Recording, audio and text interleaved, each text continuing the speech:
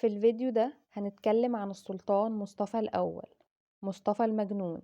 بس الأول كل اللي يشوف الفيديو يعمل لايك ويشترك في القناة ويفعل الجرس عشان توصله كل الفيديوهات. مصطفى الأول ابن محمد الثالث، ابن مراد الثالث، ابن سليم الثاني، ابن سليمان القانوني، ابن سليم الأول، ابن بايزيد الثاني، ابن محمد الفاتح. هو السلطان الخامس عشر والسابع عشر للدولة العثمانية. تولى حكم الدولة العثمانية مرتين، الأولى من عام 1617 ل 1618، والثانية من عام 1622 ل 1623.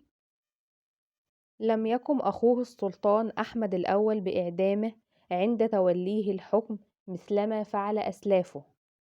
سمح ليه ولوالدته السلطانة حليمة بإنهم يعيشوا في القصر القديم. هنبدأ بفترة سلطنته الأولى.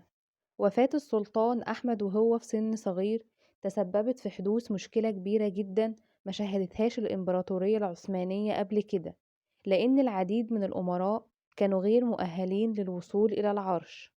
ولكن قرار السلطان أحمد بعدم قتل أخيه مصطفى وإنه سايبه يعيش جعل لأول مرة عرش الدولة العثمانية ينتقل من الأخ إلى الأخ بدلا من أن ينتقل من الأب إلى الابن. جلس السلطان مصطفى بعد وفاة أخيه السلطان أحمد الأول على العرش لمدة 3 شهور فقط، لأنه كان مختل عقليا وغير قادر على إدارة شؤون البلاد، وأطلقوا عليه لقب مصطفى المجنون. اتفق الديوان بمعاونة السلطانة قسم بعزله وتولية ابن أخيه الأمير عثمان الثاني ابن ماه فيروز لعرش الدولة العثمانية. بعد فترة الإنكشارية بمعاونة السلطانة قسم قاموا بعزل السلطان عثمان وقاموا بإعدامه، وبعد كده قاموا بإعادة تعيين مصطفى مرة أخرى كسلطان للدولة العثمانية. كانت الإنكشارية تقف وراء ذلك لسببين: الأول أن تطمئن أن الدولة بيد سلطان ضعيف مما يتيح لهم تحقيق أهدافهم والسيطرة على الدولة بجانب السلطانة قسم.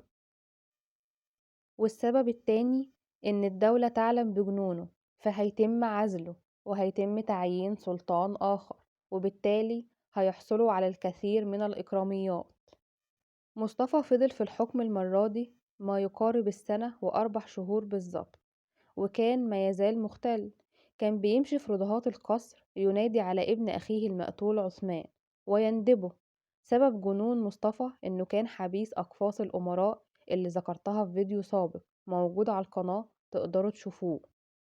فقاموا بعزله مرة أخرى وتولى ابن السلطانة قسم مراد الحكم، وأصبحت قسم نائبة السلطنة، وتم عزل مصطفى في جناح مخصص ليه في قصر طوب كابي حتى وفاته عام 1639 ميلادية.